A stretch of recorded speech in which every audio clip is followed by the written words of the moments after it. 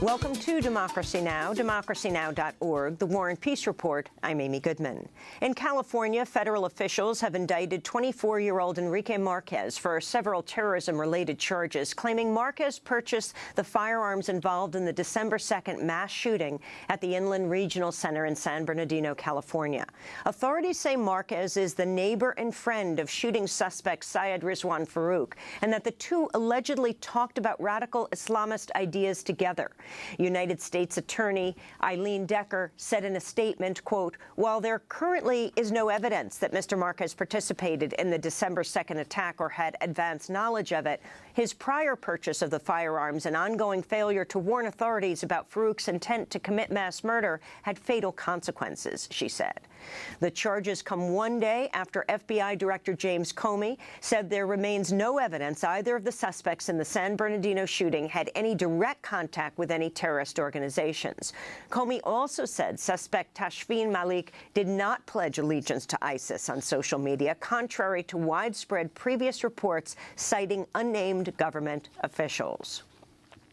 The arrest of Enrique Marquez comes as President Obama said there's no specific and credible threat of a terrorist attack in the United States. Obama spoke at the National Counterterrorism Center in Washington on Thursday.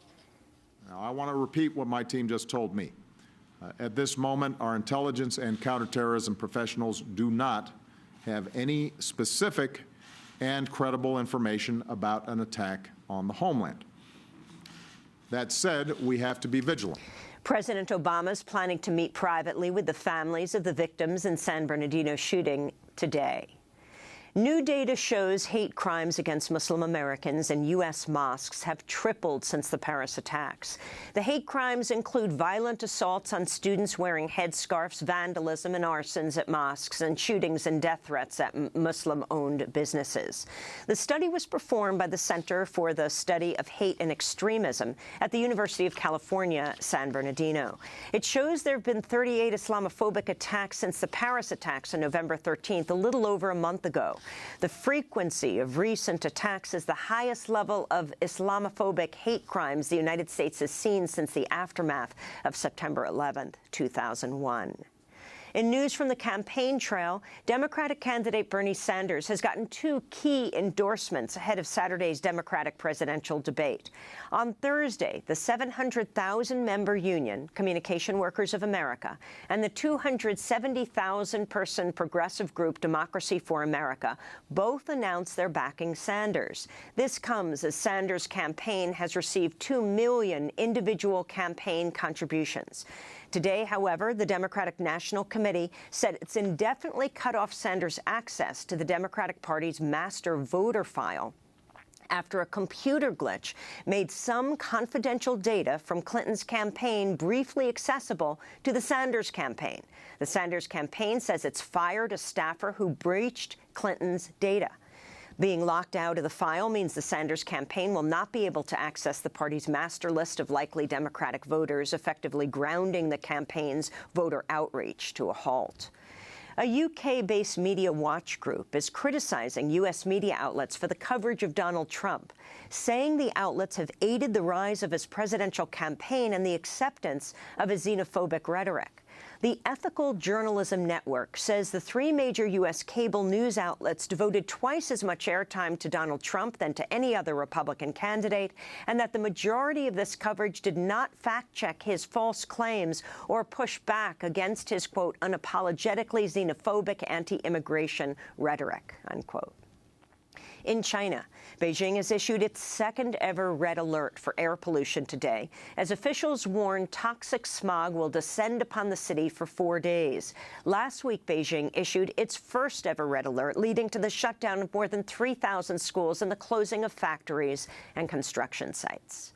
Meanwhile, a new report by the National Oceanic and Atmospheric Administration shows this year's Arctic temperatures are the warmest on record.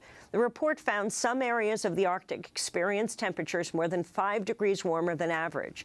It also found extensive melting across more than 50% of Greenland's ice sheet. Speaking at a news conference on Tuesday, NOAA chief scientist Rick Spinrad warned, quote, the Arctic is warming twice as fast as other parts of the planet. The former hedge fund manager, who sparked national outrage after he hiked the price of a life-saving drug by more than 5,000%, has been arrested on securities fraud. Prosecutors say Martin Shkreli orchestrated a Ponzi-like scheme at his former hedge fund and his startup pharmaceutical company, Turing Pharmaceuticals. Attorney Robert Capers announced the charges Thursday. Today, this office and the FBI are announcing the arrests this morning of Martin Shkreli and Evan Grable, and the unsealing of a 7-count indictment charging Shkreli with securities fraud conspiracy, securities fraud, and wire fraud conspiracy, and Grable with wire fraud conspiracy. Martin Shkreli was freed on $5 million bond Thursday afternoon. U.S. authorities said that during the arrest, they did not seize a one-of-a-kind Wu-Tang Clan album that Martin Shkreli had reportedly purchased for $2 million, then boasted that he didn't even plan to listen to it. In Pennsylvania, imprisoned former Black Panther and journalist Mumia Abu-Jamal is set to testify in court today on the lack of adequate medical care he's received in prison. Abu-Jamal has been ill with symptoms of the hepatitis C virus for more than 8 months, but prison officials have refused to dispense an antiviral drug that could cure him, claiming his symptoms are not, quote, severe enough. A hearing set to begin this morning, in which Abu-Jamal will appear via video stream from prison, will address whether he should be treated immediately. His supporters say he nearly died from untreated diabetes in March and has been suffering from serious skin rashes and swelling linked to his untreated hepatitis C. The New Orleans City Council has voted to remove 4 monuments to the Confederacy in a 6-to-1 vote Thursday. Officials will soon take down statues of General Robert E. Lee, Confederate President Jefferson Davis, and other monuments. It's the latest in a series of Confederate symbols to be targeted for removal from public spaces since a white supremacist killed 9 African-American worshipers in Charleston, South Carolina, June 17th. New Orleans Mayor Mitch Landrieu described the move as a courageous decision to turn a page on our divisive past and chart the course for a more inclusive future, he said. And the University of Chicago has announced it'll build a Level 1 adult trauma center for the South Side on its Hyde Park Medical Center. The South Side has been without a Level 1 adult trauma center since 1991, forcing residents of communities with a disproportionate amount of gun violence to travel the furthest for life-saving care. Black youth from the South Side of Chicago have waged a more than 5-year-long campaign demanding University of Chicago build this trauma center, staging dozens of protests, lockdowns, and other actions. The movement was sparked by the 2010 death of 18-year-old activist Damian Turner, who was shot only blocks from the University of Chicago, but had to travel all the way to another hospital downtown where he died. Organizer Veronica Morris-Moore explained the significance of Thursday's announcement. It means that Black Lives Matter. It's not just a hashtag, and it's not just a movement. It is a reputable source for political changes. It means that people who believe that racism exists within the institutions, within the policies of this country, have to organize with folks who believe what they believe and find a common issue to fight for that addresses the day-to-day lives of Black people. The university has conceded its power to the demands of young Black people and the people that have supported them and the community that they represent. And those are some of the headlines. This is Democracy Now!, democracynow.org, The War and Peace Report. I'm Amy Goodman.